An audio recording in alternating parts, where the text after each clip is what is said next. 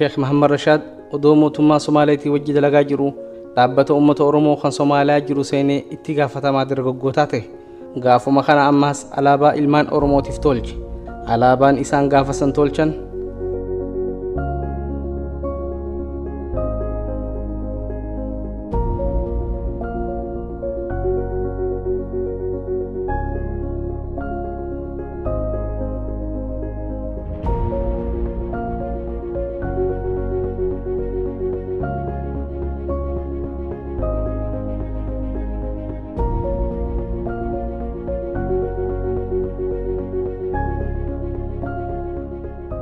warri footoo gubbaa jiru maqaan isaanii Hassan Ibrahim yookiin Elamoo Qilxuu, Muftii Muhammad Salah, Sheekh Muhammad Rashaad, Profeesar Ismaa'il Abdullaahi Lungoo, Hussein Bunee, Sheekh Hussein Soora.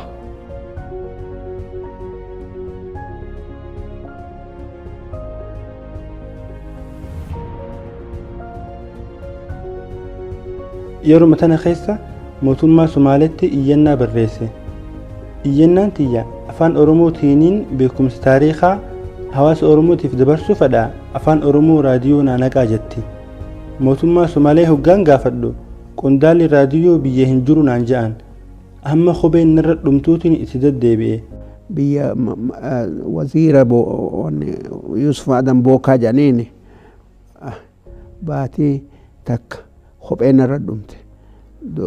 waan kana raawwachuuf edaa inni achi hin jiru biyya alaa deeme akkasitti gaa ni dhufe gaafa dhufe waa waajibaatiin an deema waan dhugaadha kan ummanni keenya itti haajamu onullee dalagaan teenya nu laaftu taate akkamitti intalti tun alatti na dhoowwiti jeetan lolaan beekati gaanne maal qabda jemma waraqaan katabee deemanii ittiin nin agarsiise agarsiifnaan akkasi boodanaa hayyame nu afaan Oromoo je'ee reediyoo naquu ka'e gareen ilmaan adaree ka'anii afaan islaamaa afaan adareeti afaan adaree reediyoo nu naqi je'anii qondaala reediyoo gaafatan. mootummaan Somaalee waliin mari'atee afaan Oromootii fi afaan adaree kamtu bu'aa irra buusa waliin je'an. mari'achiisaan mootummaa Somaalee afaan adaree afaan ganda tokkooti, afaan Oromoo immoo afaan hawaasa bal'aati je'een. akkasi afaan Oromoo afaan qottuu je'amee reediyoo akka naqamu gariin ijoollee adaree goote. haala kanaan afaan qottuu jechaatiin bara 1965 irraa eegalee dabarsuu jalqabne. Sa'aa 24 keessaa daqiiqaan 10 kennamee fi daqiiqaa 10 dabarsuu jalqaban. daqiiqaan 10 arra xiqqoo fakkaattus gaafas guddoodha turte. ummanni Oromoo kan Oromiyaa keessa jiru daqiiqaa 10 raadiyoo keessaa dhagayuun isaanii guddoodha turte. kan kana godhe xiqqeenya afaanii odoon tahin gabrummaa haatsoonni gaafas hawaasarra kaa'e. caccabsitee dhuftee gadi qabaa hunda yaa afaan Oromoo afaan saba guddaa yaa afaan Oromoo afaan saba guddaa. seensisan ittiin dubbattan waan ani immoo waan quraanati waan diinii fi amantii fi taariikha fi afaanii kanan qaba. namni biraa waan biraati. egaa reediyoo san keessatti waan baay'ee hojjettaniirtan. mee wanni achitti dabarsitan yaadattu faarullee ni dabarsitu ture walaloo ni dabarsitu ture waan gabaabaa isaa. akkuma reefus hin jee walaloonan dura dabarse yaa ilmaan Oromoo dubbiituu dhagayaa yaa ilmaan Oromoo dubbiituu dhagayaa maqaa fi afaanin harka tokko tayaa namni afaan keetii inni sanyii teetii qoqqotteen gaafatin maali gosti teetii maqaa gosaa dhiisaa ka dhiyoo argame isa dur qabadhaa ka akkaan barame bar maqaan duratti isaa walit qabaa gosa ormaa hundaa taariikhas ni qabaa yoo isin wal taatan xiqqaa fi guddaanii dhala'aa fi dhiiran walis jaalattanii baraa nam tokkolleen isin duran bayuu dhiirummaa teessanin namuu haa dhagayuu waan addunyaan gootu numa agartanii biyya teessan jaaraa bakkuma jirtanii. maqaa fi afaan waan akkana ji'uuf maali maqaa gosaa dhiisaa ka dhiyoo argame isa dur qabadhaa akkaan barame Oromoo jechuudha. Oromoo jechuu qabadhaadha. saniif hin jedhee. gaafanni raadiyoon Somaalee keessaa afaan qottuuti jedhee dabarsuu eegale akkitti wal ta'anii sheekni isaan ergan afaan gaallaatii yookaan afaan Oromootiin yoo danda'ame jechuudhaaf ni dadhabee waan san godhuu dhiibee dadhabee afaan qottuu sanuu dirqitti hayyamame. Hoggaa hayyamame afaan qottuu saniin jirru sheekni haaree sheekolee sagaloon afaan isaatiin irraa dhagayanii ilmi Abdullee Khashee kanirraa nama ala baratee beekumsa guddaas qaba jabaadhaas jennee biyya ormaa ergannees achi deemeeti afaan qottuuti waan rakkatees waan beeknu muuyyee. Warri Oromoo fakkaatanii Soomaaliyaa magdil jiraatan akka raadiyoonni afaan Oromoo je'ee hin jalqabneef tattaaffiin isaan hin godhin hin jirtu. Sheenii afaan shayxaanaa je'ee eegale yoonaan jaanis je'eetumaan eegale malee waan hin murteeffadhe tana numaan hin dhiifnee jaan. Daqiiqaa 10 irraa kaasee osuma daqiiqa deeqaan idaanii fi gara sa'a takkaatti ol guddisanii fi bara 1965 irraa kaasee hamma bara 1984tti haala kanaan ol guddatan. Jalqaba gaafa raadiyoonni kun banamu Sheekh Muhammad Sharaf Abdullee qofaatu beekumsa amantiitii fi taarikaa akkasuma faaruu afaan Oromoo irraa dabarsaa ture. Adada sa'aan ol guddachaa deemtuun sagantaalee hedduu idaatanii bifa bareedaadhaan dabarsaa turan. walaloo shayni sagalee isaaniitiin hawaasaaf dabarsan hunda asii dhiheessuu baannus garii isii haa dhageenyu. Waa takka haa beekuu bakka hundaa namuu kan Oromoo miidhuu numa miidha namuu nam tokkolleen isaan miidhuu waan dandayu kan isaan hin fedhin biyyarraa haa bayuu hagaallaan jaalanne takkaayuu diinumaa takkaayuu galtu'uu sodaatinaa homaa kan Oromoo diduu takkaayuu diinumaa takkaayuu galtu'uun sodaatinaa homaa. Wanni isaa yaadan isa abbaa muudaa jechuun abbaa isaanitii kan isaan jabeessuu diinaa isaanitti kan isaan jabeessuu diin isaanirratti hoggaa achi geessee gaalla wal gaafatti heera waaqatii fi aadaa isaanitii kanaaf namuu hoggaa achi dhaquu deemu waan himee gaafatus baru maleen deemu duuba abbaa muudaa ka'ees isaan haqaa mataa hunda isaanii dhadhaadhaan tuttuqaa yaa'iin gaallaa guddoon isa kanaa barii yaa'ii addunyaatiin mee wahi gargarii amatarraa takkaa amata lamarraa namni gariin dhaqaa warruma hundarraa beeki yaa'ii ormaa dhiira qofaa dhufaa warra namurraayuu nama garii dhufaa kan amata sadii achi dhaquu oolee heera isaanii cabsee akka keessa galee raabaadoor duratti numa dhageessanii maaliif hin tinfannee taariika keessanii diinagdee Oromoo haalli gaallaa ormaa gizeemma jirrutti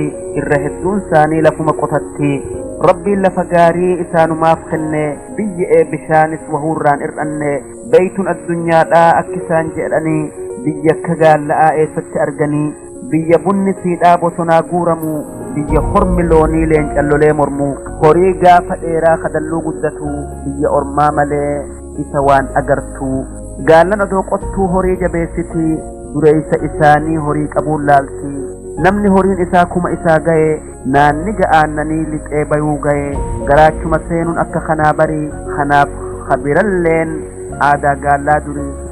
Gaafa raadiyoon baadiyyaa keessa jirre namitti takka namni tokko obboleettii isaa jiruuti jira raadiyoon ergitee fi raadiyoon san dhaggeeffachuuf galgalaan dhaqnee soo qopheen afaan Oromoo fi Somaalee keessaa dabruu hin geenye kan duraan dabarratti dhaggeeffachuu ta'ina unnee achitti ol geenyee dhaggeeffannaa guyyaa Sheerashaa Abdullee warra biyya gaa'imman barsiisa Sheerashaa Abdullee jira guyyaa gammanne jalsii dhagaama. Raadiyoon Somaalee irraa dhageenye raadiyoon Somaalee irraa waggaa dhaggeeffannu aboon tattaa'inaadha waanta fi qottollee fudhadhaadhaati diina ofirraa kaasaanan jechuu ture. Mootummaan Haayile Sillaasee sagalee isaanitti ol dhowwaaqxuu dadhabatanii nama Sheekh Mahammad Rashaad ajjeesu Somaaliyaatti itti ergan. Tanaaf anaa fi Ayyuub Abubakar nama nu ajjeesu nu bitanii Somaaliyaatti nu ergan. Ayyuub Abubakar faranjii Iswiidin irraa bitanii itti ergan. Haalli mijaawee fi ajjeesanii biraa kutan. Akka na ajjeesuuf kana ergame immoo oduu na bira hin gahin mootummaan Somaalee qabde. Biyya Somaalee sanitti gartee hin teenye akka namni baqatee harka maratee hin teenye karaa qilleensaatiin akka biyyattii yaafuurri kiyya ga'u jechaadhaan dabarsuu ture jechaadhaan.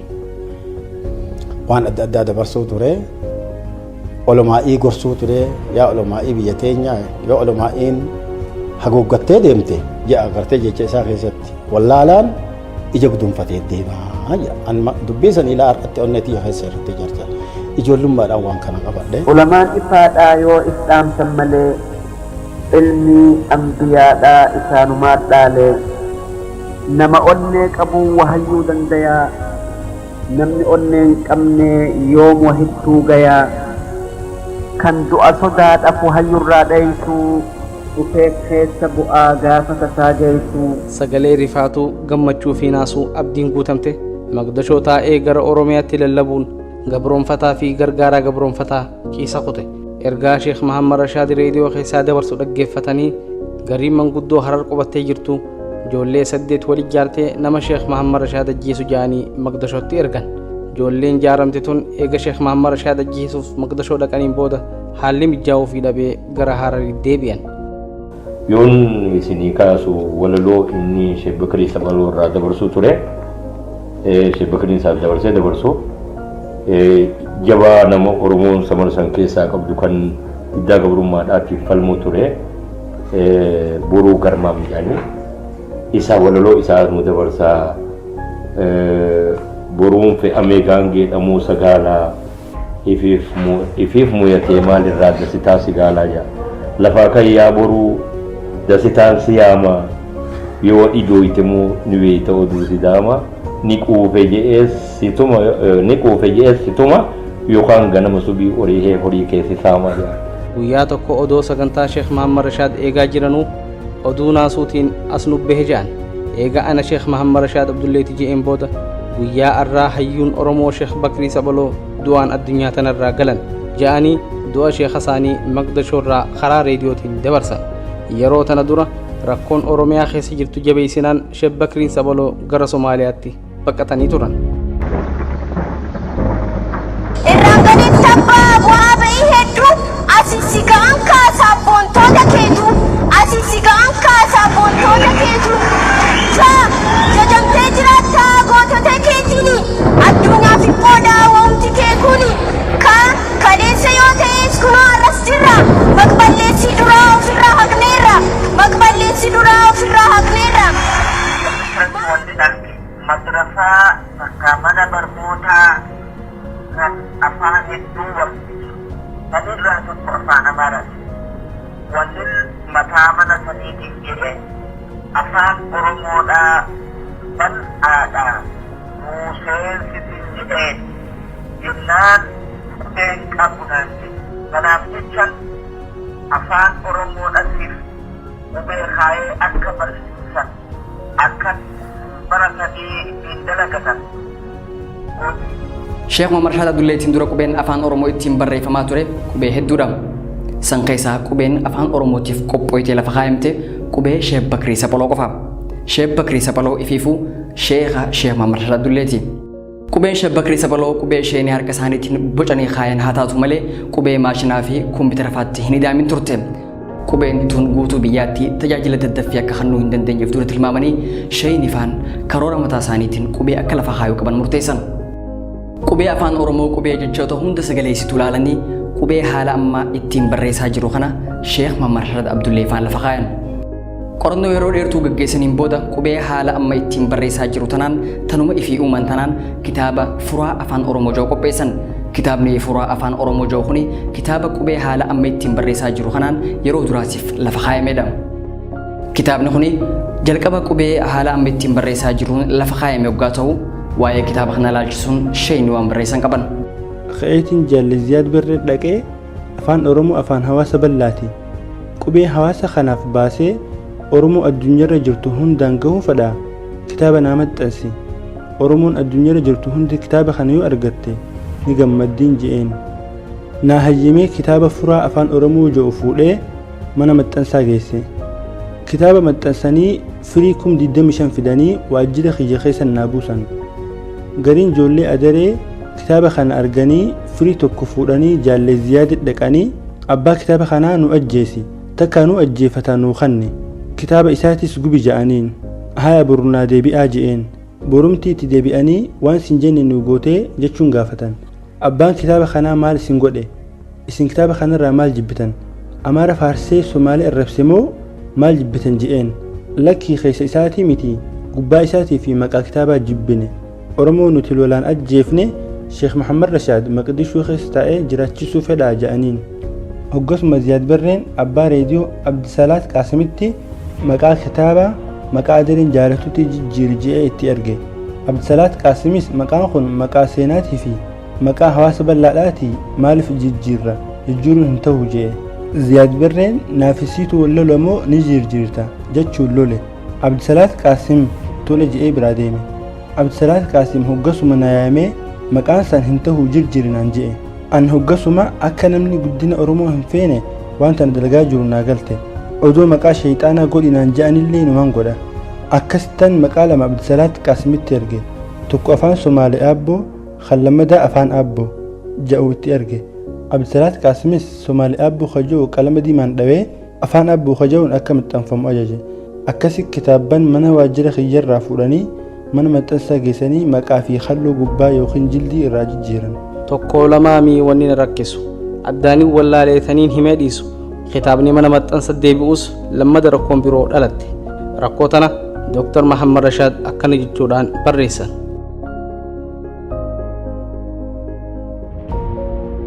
Warri mana maxxansaa san keessa dalagu halluu gubbaa irraa buqqisanii mana galfatanii ilmaan isaaniitiif hiran. Ilmaan Somaalee guurratanii mana barnootaa hin dhaqan.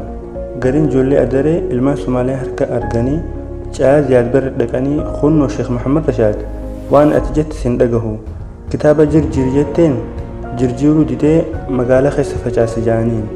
Yeroon san yeroo lolaa waan taateef Ziyaad Barreen hoggasuma ajjiisaa je'ee waraana natti arge. Qondaalli waraanaa hawwiyyaa waan ta'eef natti hin jarjarre. Ammaas dubbii quba qaba. Nat dhufanii maaf waan jeneraal Ziyaad Barreen sin je'e dhaga'uu diddanaan jedhan. Yoomin dideen je'een kitaaba jirjiir sin je'e maaf jijjiiruu dhabdenaan jedhan. Deemaa mana maxxansaa gaafadhaan je'een. Akkasiin na biraa deemanii gaafatanii dubbii hubatanii Ziyaad Barre dhaqanii himaniif. Akkasii guyyaa san rabbiin du'a jala na baase. Sheekh Muhammad Rashaad warra itti qabsaa'ee maqaa kitaabaa jirjiirsise ilaalchise akka seenaan fuula kitaabaa hin banneef walaloo tana barreessan. Fuulli kitaabaa waan jijjiirameef akka seenaatti fuulli kitaaba sanii akka hin irraanfatamneef walaloo tana barreessan. Daroota mishingaa matarra kaayyattee mudhii isiidhaa qaboo sabbataan hidhattee qadaada aannanii harkarra raafattee halaalaa silaalti ijji toobololtee.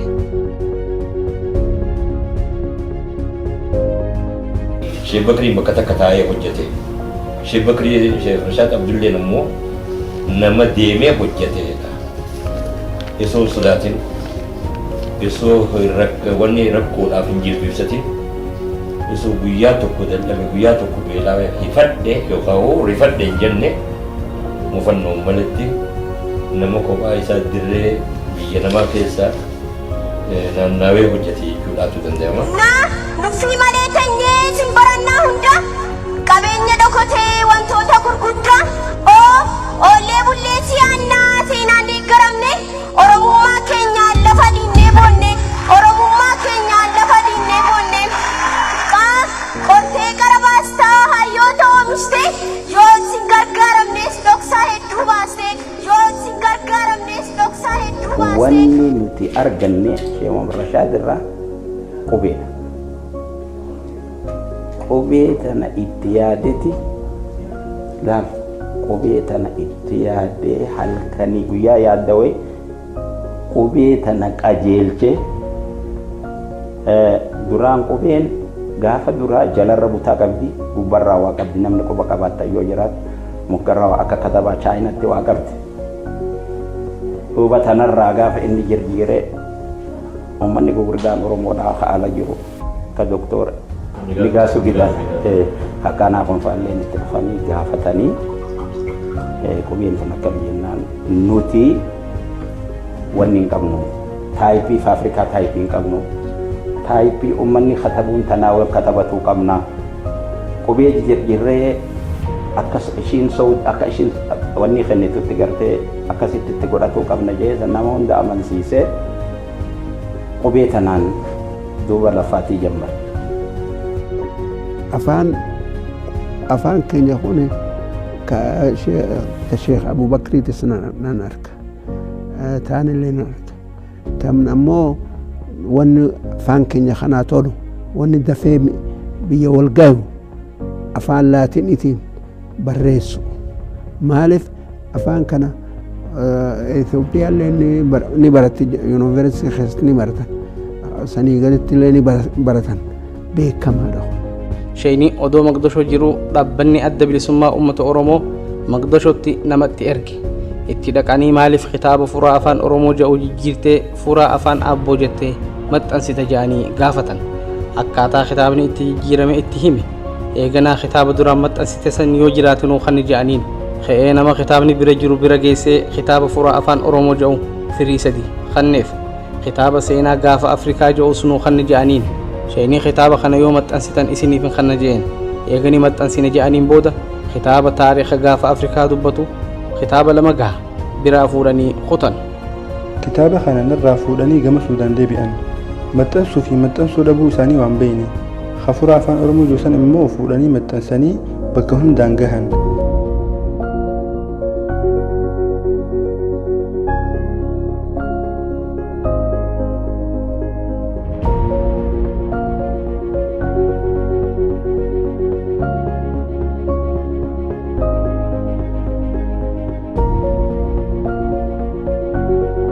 Bara mootummaa ce'umsaa wanni OLF irratti dalage guddoon takka qubee tana akka qubeen tun Oromiyaa keessa babal'attu carraaqqii guddaa irra godhan.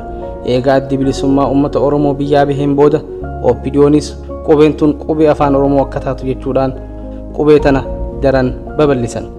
Kitaabban mi'aansaa arraba bira kuttee onnee ofii keessa dhageessu qubee Sheekh Mahammad Rashaad Khabiir Abdullee barreesseen barreeffamuu eegale. Gaafa dura qubeen kaayamtu habashoonni tukur faranj yookiin faranjii gurraattii jedhanii qishnaa godhanillee qubeen afaan Oromoo bakka geessee ilmaan Oromoo hundi baranii wal barsiisan. Qubee tanaani gariin wallisee gariinis itti walaleesse. Akka akeekamteef duutee hin hafne jirta. Saba dhufaa darbaa seenaa darbe hunta. Barataaf barsiisaa maamila isaan goote beekaa fi wallaalaa waliin firoomsite.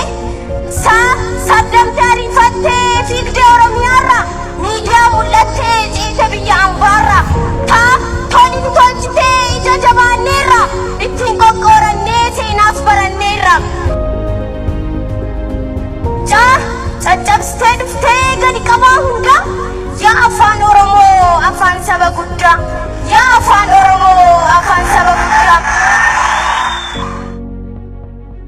Obboleeyyan kiyya qubeen afaan Oromoo laaftutti isin bira hin geenye ittiin arrabfame ittiin bakka du'aa gahe warri gaafas jiru Oromoo hin feene bakka hundatti gufuunat tahan gaafan afaan Oromoo reediyoo Maqdishoo seensisu gaafan Qur'aana afaan Oromootiin Oromootaaf hiiku gaafan qubee afaan Oromootiin kaaye gaafa kitaabni furaa afaan Oromoo jiru gara furaa afaan Aabbootti jijjiiramu namuu dhagee akkaan aaranii huma godhuu hin dandahan.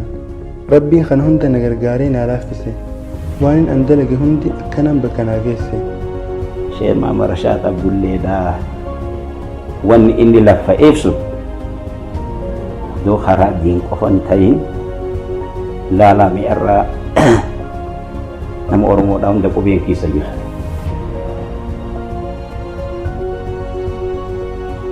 Namni guyyaa lamatti afaan Oromoodhaa qara'ee hin katabne guyyaa lamatti qara'ee namni hin katabne nama waa katabu miti yaa guyyuma lama qofatu qarashaa mee katabisi qarashaa baalchaa ammuma katabi ammuma wamaan beeku abal wamaan beekuudhaa miti afaan qubee ammuma baradhaa ammumaan tana dirqeen akkana godhaa jee tadiin qofa odoon ta'in ta qubeedhaa tanatti wanni inni itti lafa qubee tanaa qubeen bakka nuu geessu. Yaa afaan Oromoo yaa aduu nuu baate dukkana addunyaa hunda nuu ibsite beekumsa duniyaadhaa mana nuu seensifte xiqqaa guddaa ormaa hunda waa barsiifte dhiira fi dhalaadhaan hunda gammachiifte heellee bareedduudhaan qalbii nu tolchite mirrinsuu wayituun dubbii nuu galchite gayra raamaimaa kan akkaan nu tooyatte yaa afaan Oromoo ajaa'ibni kan kee lakkooysan hin dhumuu akka namuu arke yaa afaan Oromoo wannin sidhaammadhu yoonan du'ee dabree takkana yaadadhu yaa afaan Oromoo wannin sidhaammadhu yoonin du'ee dabree takkana yaadadhu. Sheekh Mahammad Rashaad ودو مقدشو جيراني كتاب أفان سوماليتي في أفان أورومو في أفان أفار أكا مدي إسا تقوته برسن warri ogummaa afaanii qabu biyya alaatii dhufanii kitaaba fuudhanii deeman eega kitaaba sheenii barreesse qorataniin booda sadarkaa doktorummaa akka haqa godhatu arganii doktorummaa kennanii fi deeman. Biyya Somaaleetti afaan Somaaleetii fi afaan Oromoo tokko jechaan namni أكاديمية العلوم جتشان درجة أفان تقوم أفان سومالتي في أفان أورومو قرطن سنة كسي كتبه وري فرنجي دفينه نلالي وري أمتها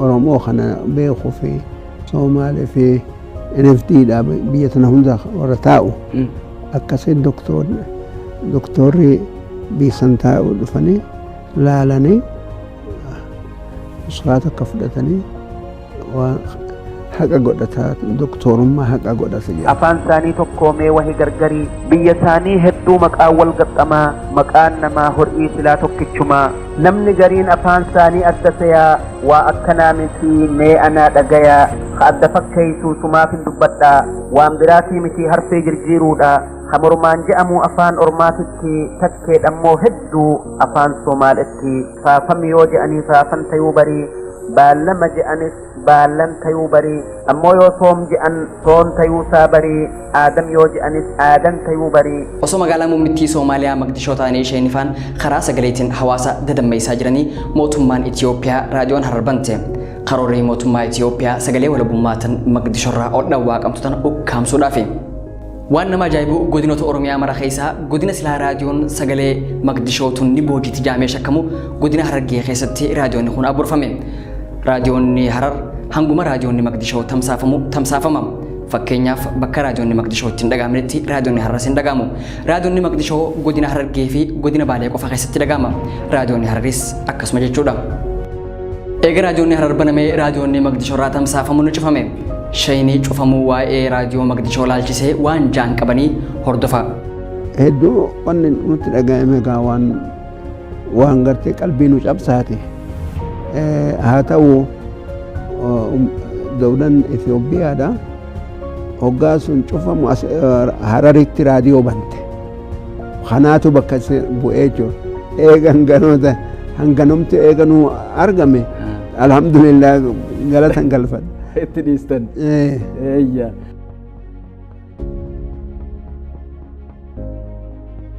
Dr. Mahammad Rashad kooree taariikha barbaaddu wajji filamee gara biyyoonni taariikha jiru ergame.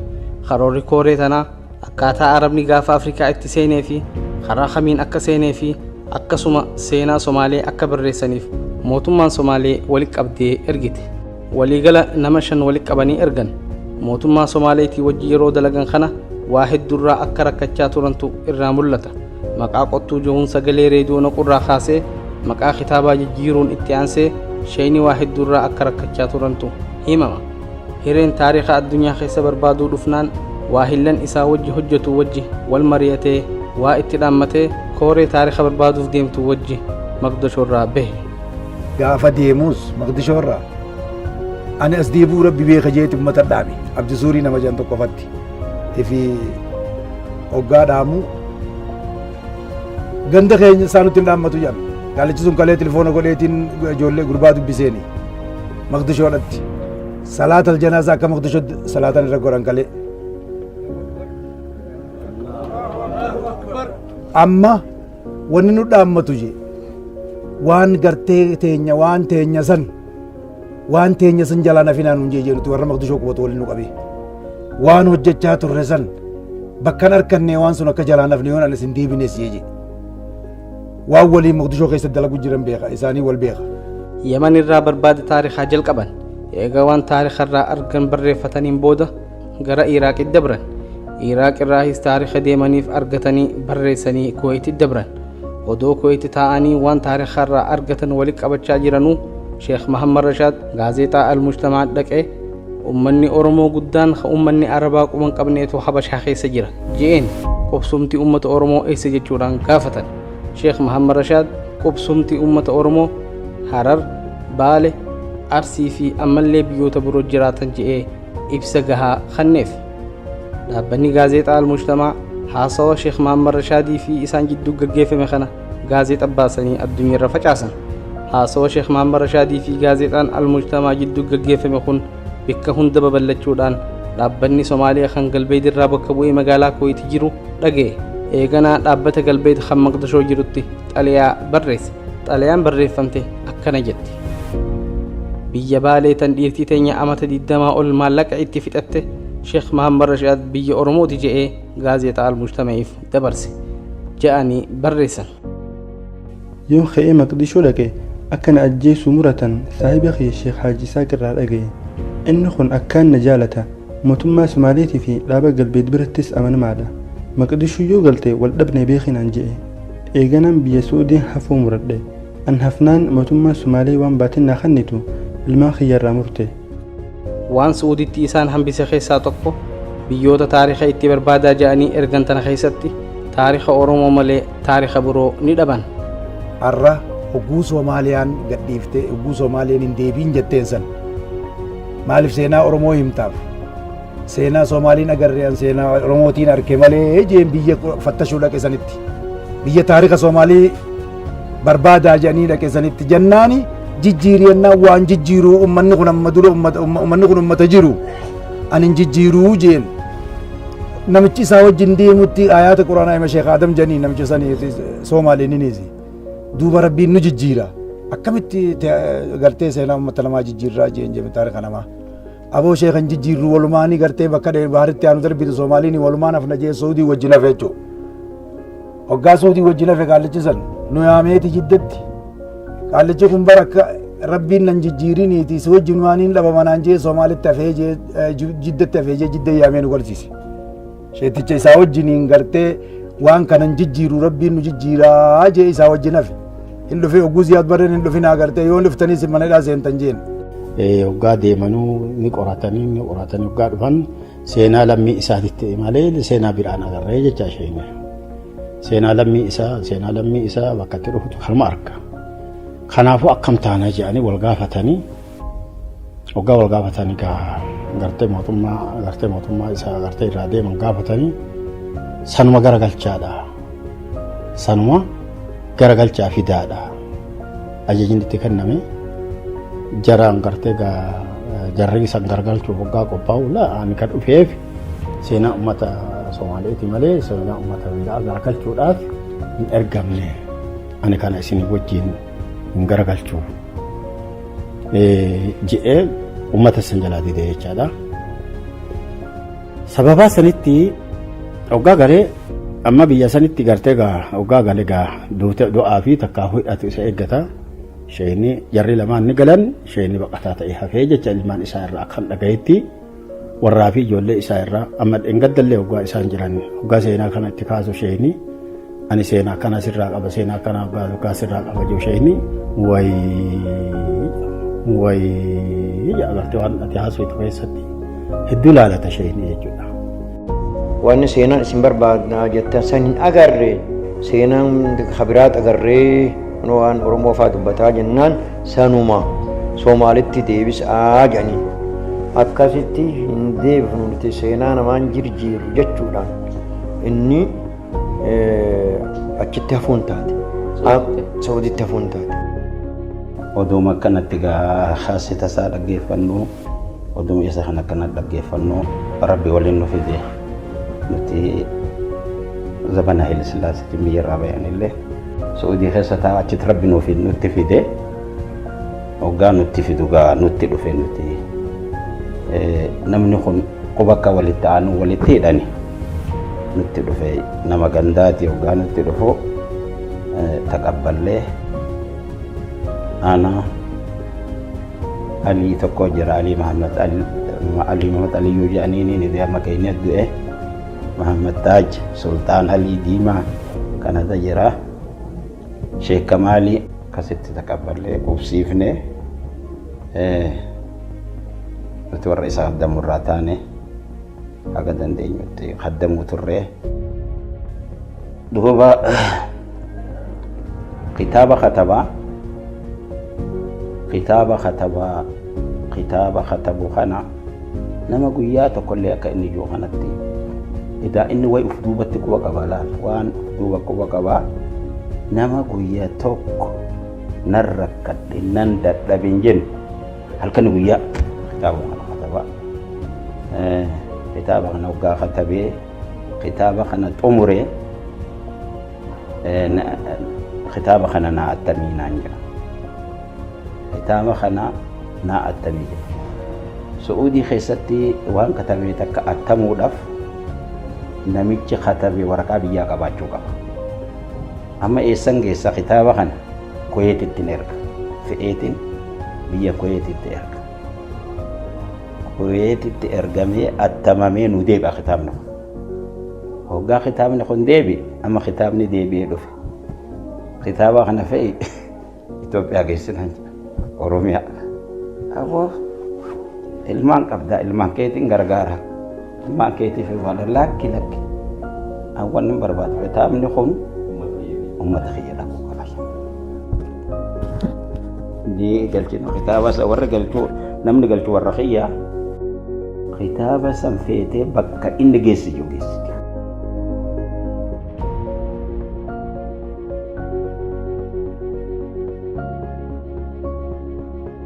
Sheekh Muhammad Rashaad odoo magaalaa Moqdishoo jiru tafsiira afaan Oromootiin waraabee karaa reediyoo Moqdishootiin dabarsaa turullee waraabbiin isaanii immoo hin guutamneef. Waliigala amata 22 keessatti tafsiira Qur'aanaa afaan Oromootiin barreessee akkasuma waraabee xumuree ummata Oromootiin gahe. Akkuma gaafa qubee afaan Oromoo kaayan rakkoon isaan mudatte hoggaa Qur'aana afaan Oromootiin hiikuuf lafaa ka'an rakkoon yeroo hundarra cimtuu isaan mudatte. Namni adda addaa itti qabsaa'us seene gariin afaan Oromootiin Qur'aana hiikuun hin jirtu je'ee itti qabsaa'us gariin immoo afaan Oromoo afaan ummata shiftaati Qur'aanaan hiikuun hin taatu je'ee itti duule. Odoo as ta'ee katabuu gizee takka Madiinaa geessanii gaafa kaasee taasan Madiinaa geessanii hoteela mangistiin kireessite haga miliyoona 1,500 kana wachii goote kaasee tasan akka attamamu achi geessan. Hoggaa achi geessan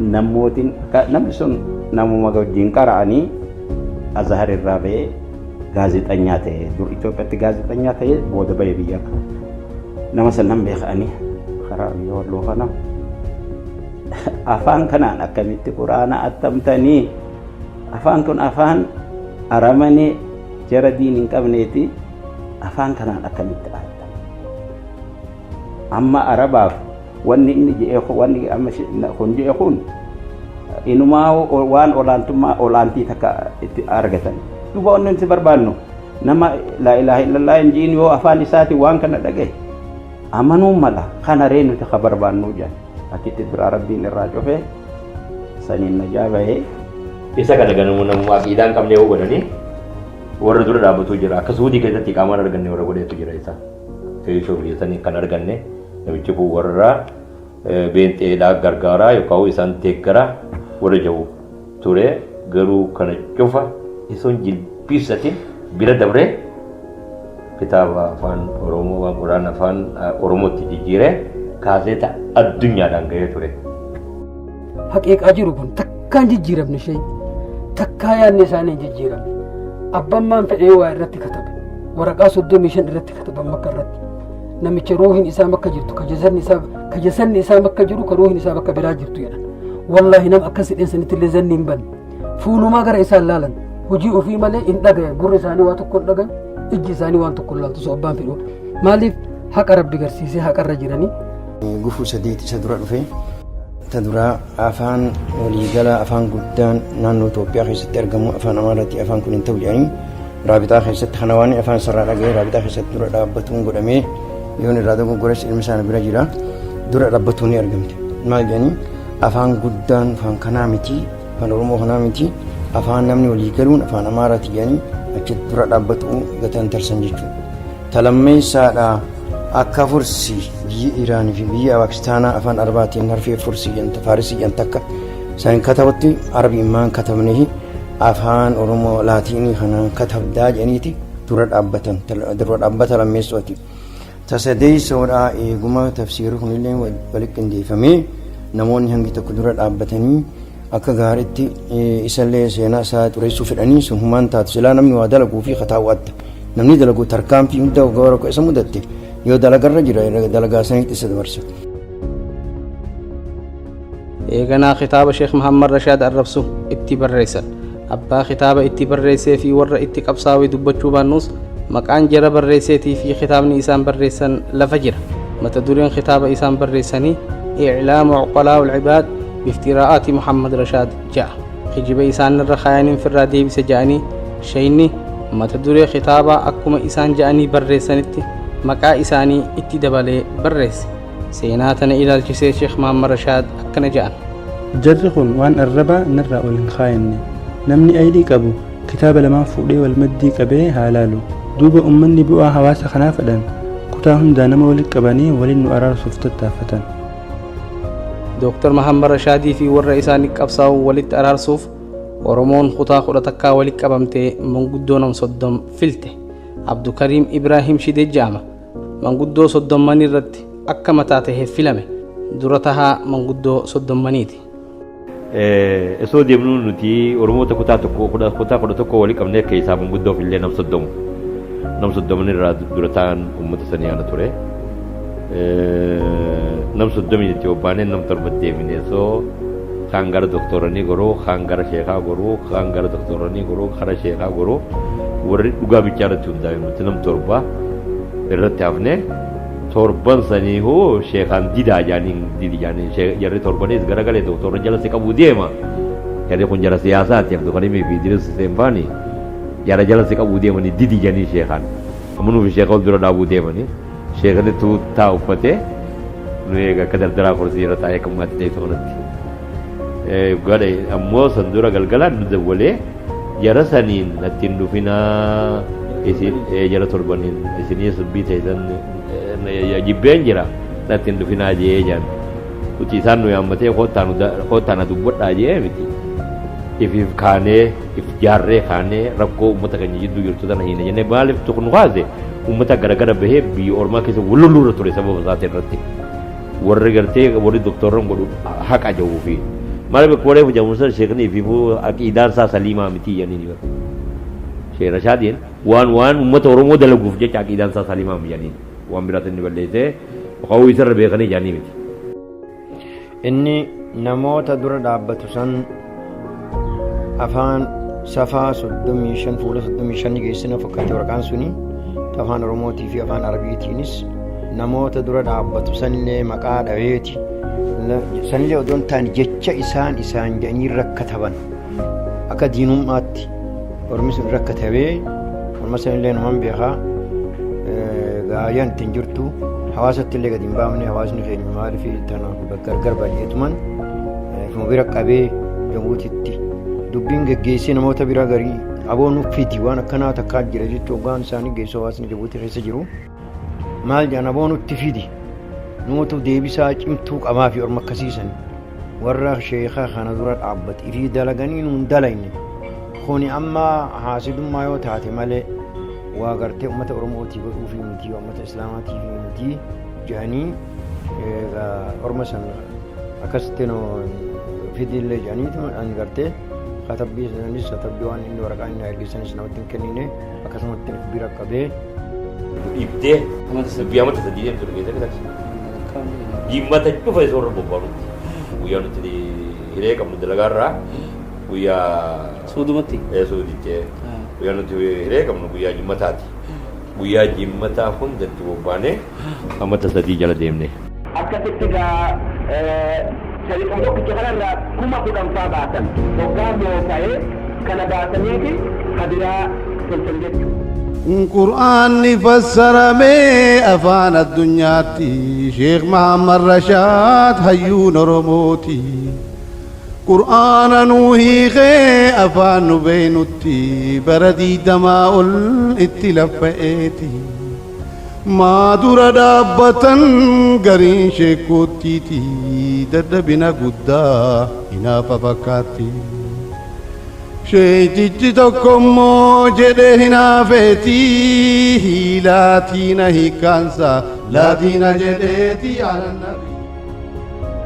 Akkasii waraabbii jalqabnee amata lama keessatti xumurree irraa raawwanne achii mootummaa Suudii heddummeessitee gama Finfinnee ergite. Eega booletti baatii 9 kaaseeta hidhaniin booda iyyannaan kaaseetu nu gadhiisaa jettu isaanitti dhufte. Nama OPDO keessaa aangoo guddoo qabu tokko fidanii eega kaaseeta juuza 30 dhaggeeffachiisaniin booda akka siyaasaa isaaniin xuuni arganii hawaasaaf kaaseeta gadhiisan.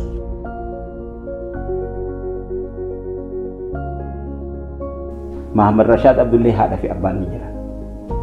Inni haga biyyarraa bahe gaanii beeytanii amma gaafa dargiin dheesse san dhufe gaafa dargiin dheesse Finfinneen jira san boodan carcar dhaqee akkasitti ganda keenya fi ganda isaa hunda argee duuba asirraa deebi asirraa uban deebu ittiin dhaqee kan itti dhaqu yaa sheekh ati nu gorsite duuba nuti akkamitti isin gorsina maali boona gorsa abu haadha abbaan kan kee amata hagan waliin agarre duuba akee walidayn taatu akkamittiin dhayin jennaan nan dhaqanaan jedhe wallahi kanuma nan dhaqanaan ni dhaytaa akkasitti gaa deemsisaa qophaa'ee achirraa ka'ee dhufee haadha abbaasaa argee biyyas argee biyyas jaalatee akka namni isa jaalatullee argee duuba akkasitti asirraa deebi'e. Odoo kaaseenni mana waraabbiirraa gama hawaasaatti as hin bahin haadhaa fi abbaa ziyaaruuf gara biyyaa fuula deebi'an akkatti bahan beekan malee akkatti galan waan hin beeyneef Sheekh Mahammad Rashad ganna 20f haadhaa fi abbarraa hayyama fudhatus biyya alaa ganna 46 ta'anii biyya deebi'an amata 46 halkaniin guyyaa qabbanaa fi oowwa rakkoo fi balloo odoon jiin dukkana keessa deemaa hawaasa barsiisuu fi hawaasaaf qabsaa'uu jala dabarsan.